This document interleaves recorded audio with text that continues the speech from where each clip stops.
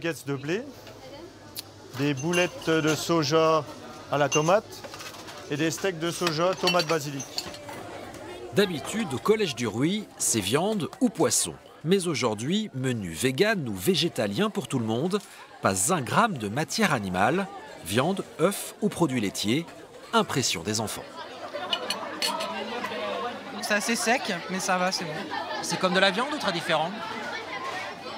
Pas si différent que ça. Ils sont comment ces nuggets au blé? Bah justement, on sent bien le goût du blé et je trouve que c'est bon. Est-ce que tu as le sentiment que ça peut être meilleur pour la planète de manger du blé que de la viande? Bah oui, comme ça ils tueraient pas les animaux. Après c'est quand même bon la viande, donc T'es pas prête à arrêter de manger de la viande, toi? je crois pas. La viande, bonne pour les papilles, mais pas toujours pour la planète. Le message est de plus en plus porté par l'éducation nationale avec l'appui des fournisseurs. On va avoir 15 fois moins d'émissions de carbone quand on va faire 1 kg de protéines végétales comparativement à de la viande, 1 kg de protéines de bœuf par exemple. On va aussi préserver les ressources en eau.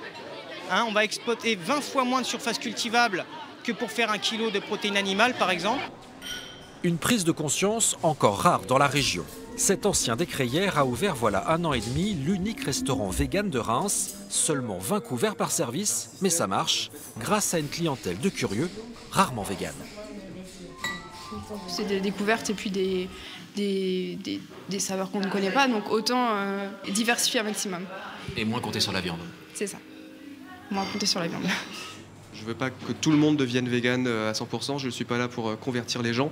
Je veux juste leur faire passer un message et leur dire que c'est que manger autrement, en tout cas en diminuant sa consommation de viande, ça peut être pas mal. Manger moins de viande, voire plus du tout, possible selon les nutritionnistes, beaucoup plus réservé en revanche sur le pur régime vegan, sans œufs ni lait. Lorsqu'on se met à retirer ces deux familles d'aliments comme les produits laitiers, les viandes, poissons et œufs, là ça va devenir très difficile de trouver des équivalences. Sur les protéines, on va pouvoir encore, mais notamment sur certaines vitamines et minéraux que le corps n'est pas capable de synthétiser, là on va vraiment faire très très attention parce que dans le temps, si le régime s'inscrit, on peut avoir des problèmes. Le véganisme reste ultra minoritaire, mais son message porte. La consommation de viande par habitant baisse aujourd'hui en France.